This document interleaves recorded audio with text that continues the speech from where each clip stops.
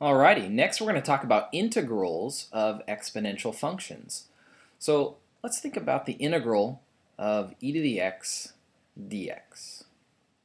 Now we know when we're taking integrals what we're really trying to do is figure out the derivative of what function equals e to the x.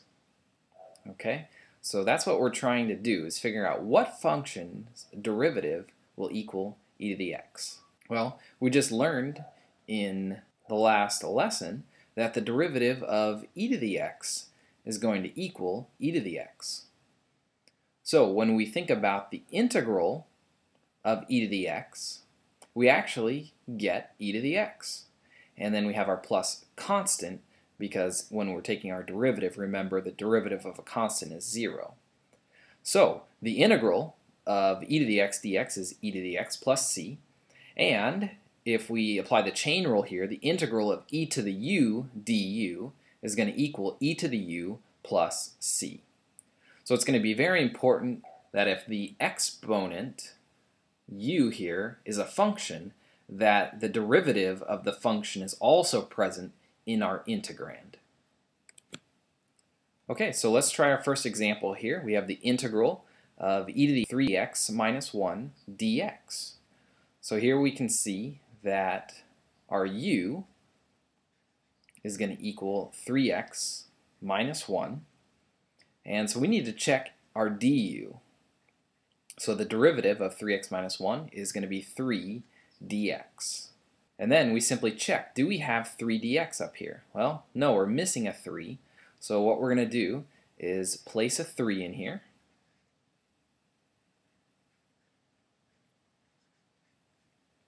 And when we multiply by 3 in the integrand, we're going to multiply by 1/3 outside to balance it. Okay, so it's the same process that we've been doing over and over again. You got to make sure that that du is present in the integrand before you can use the integral equation. So now let's go ahead and use a U-substitution here. So we'll have 1/3 times the integral of e to the u du. So we just grouped the 3 dx and rewrote it as du. And so this is going to be 1/3 e to the u plus c. And then we'll just back substitute in for u. So we have e to the 3x minus 1 plus c. Okay, now this u substitution is kind of an intermediate step, and you don't have to do it every time. If you can see that du is there, you can go straight to your final answer right here. Alright, go ahead and try letter B on your own. Go ahead and pause the video and then come on back when you're done to check your work.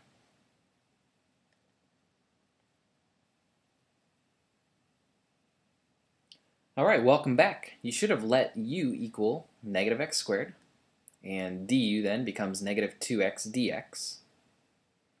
And you can see here that we do have an x and a dx, and so what we have to add here into our integrand is a negative 2 multiple, and so we also have a negative 1/2 on the outside. I also want to point out that this 5 right here was not part of du, and because it's a constant multiple, we can just move it to the outside. Okay, and now we can see that we have du here. So I just used u substitution, e to the u du. The integral then is e to the u plus c. And then I back substituted u equals negative x squared in for u. And here is your final answer. Alright, let's move on.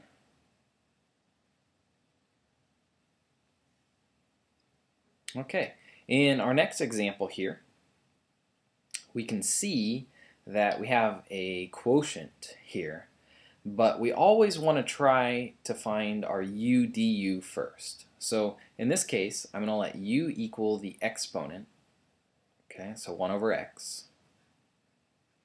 And let's go ahead and find du. Well, remember, when we have this, we change the sign, and then we raise the power here to 2 dx. And now I look, do I have u du in here? Well, here's e to the u, and then du, I have the dx, and I have the divided by x squared. The only thing I'm missing is the negative. So I just need to rewrite this with a negative.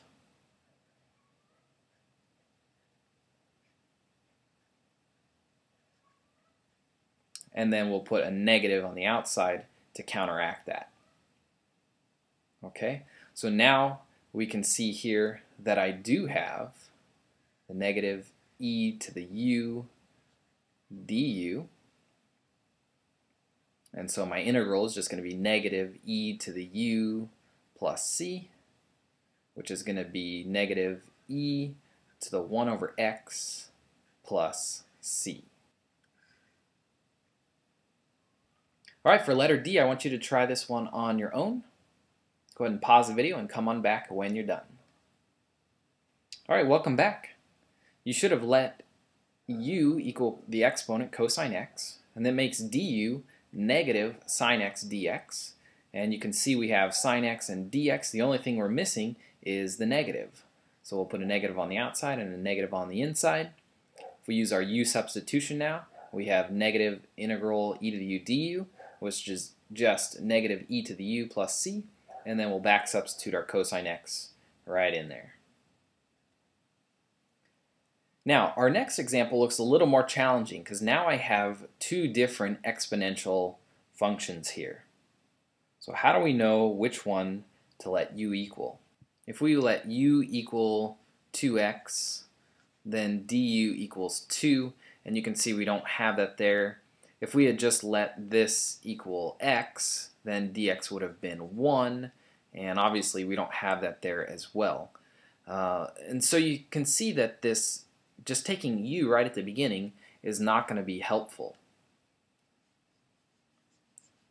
So when that is the case, we have to move to some other techniques, and what we're going to do is actually divide here.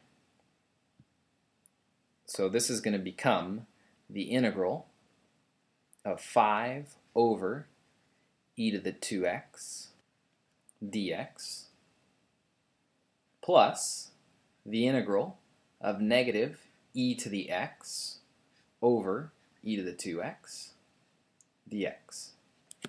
Okay, so just split that up into two different integrals, and let's integrate each one of these separately. Okay, and from here we want to rewrite these so that they look in our form e to the u du. So this first one, we're going to get 5e to the negative 2x dx. So the exponent just becomes negative. And then in this case, because we're dividing two bases of e, we have x minus 2x. So this is going to be the integral of negative e to the negative x dx. And now we can go ahead and use our integral rules here. So in this one case, u is going to equal negative 2x, and du will equal negative 2 dx. So you can see we're missing the negative 2. So let's rewrite this as 5 times negative 1/2 times the integral of negative 2e to the negative 2x dx. And for this one, since we already used u, let's go ahead and use v. We can use any letter there. And we'll just let that equal negative x. And so dv is going to be equal to negative 1 dx. And you can see negative dx is already there. So we don't need to rewrite this one at all.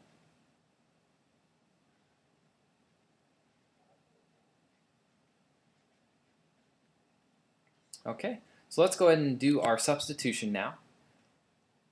For the first function, we're going to have negative 5/2 times the integral of e to the u du plus the integral of e to the v dv. And let's go ahead and integrate. So it's negative 5/2 e to the u plus e to the v plus c. And let's back substitute. So we have negative 5 halves e to the negative 2x, okay, because u was negative 2x, and then plus e to the v, and v is negative x, and then plus c. If you wish, you can put these negative exponents down, but it's not 100% necessary. Alright, so there is our final answer. Again, the big concept here is if you can't just use U-substitution right away, you're going to go and divide this and then find each integral separately. Alright, let's move on. Next, we want to find some definite integrals involving exponential functions. So here we have the integral from 0 to 1 of e to the negative x. So the first thing we need to do is find our u, which is negative x, and then our du, which is negative 1. So you can see we're missing a negative 1 here, so we'll put a negative on the outside and a negative on the inside. And so if we were to integrate this, now we have e to the u du, so it's just going to be negative e to the negative x. And we're going to evaluate this from 0 to 1. So we have negative e to the negative 1 minus negative e to the negative 0. Okay, and so here we're going to get negative 1 over e, and then the double negative will become positive, and e to the 0 is just 1, so plus 1.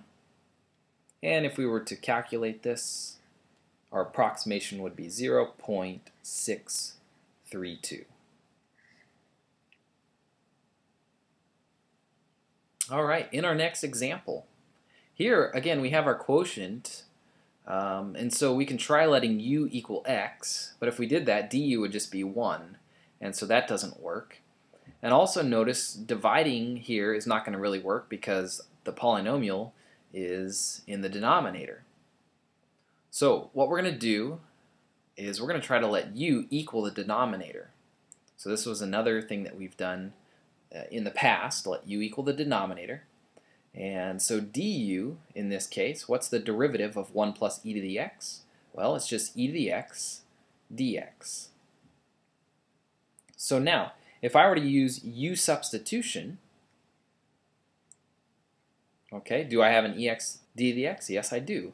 So another way that we can think of this is u prime over u. Okay, now hopefully you've seen this before and can recall that the integral of u prime over u is just natural log of the absolute value of u, and we would evaluate then that from 0 to 1. Okay, so in this case, just because we saw e's doesn't mean that the exponent is necessarily going to be u. We might still use our natural log integration here. And we do that when we let the denominator equal u, and then du is actually in our numerator. Okay, so let's use U-substitution here. So we're really looking for the natural log of the absolute value of 1 plus e to the x from 0 to 1. Okay, so we'll substitute in here. 1 plus e to the 1, and then minus the natural log, the absolute value of 1 plus e to the 0. And this is going to be positive, so it's just the natural log of 1 plus e, and then minus the natural log of, well, e to the 0 is just 1, so it's 1 plus 1, so the natural log of 2. Okay, and if we were to calculate this out, we would get an approximation of about 0.620. Alright, so in analyzing letter h, we have the definite integral from -1 to 0 of e to the x cosine e to the x dx. So we see a lot of things happening here. I see a product, but I also see a composite function in that we have the cosine of another function. And so I'm going to think, let's try to let u equal e to the x. And then du would equal e to the x dx. Now, if I look at this, I do have an e to the x dx. So the function that we're really focusing on here is the cosine function. So this is going to be -1 to 0 of cosine u du. And the integral of cosine is sine. So we really have sine u from -1 to 0. And then we'll back substitute for u, so it's sine of e to the x from -1 to 0. And we'll use our fundamental theorem of calculus here and get sine of e to the 0 minus sine of e to the -1. And if we calculate this out, we'll get an approximation of about 0.482. Okay, so hopefully you've seen a couple examples where our u shifts. This one, it was an actual e exponential function. In this case, we actually used the natural log function here to solve that. And then in this one, we were really looking at a cosine function. Okay, all three involving exponential functions, but all three solved in very different ways. All right, so that is integrals of exponential functions.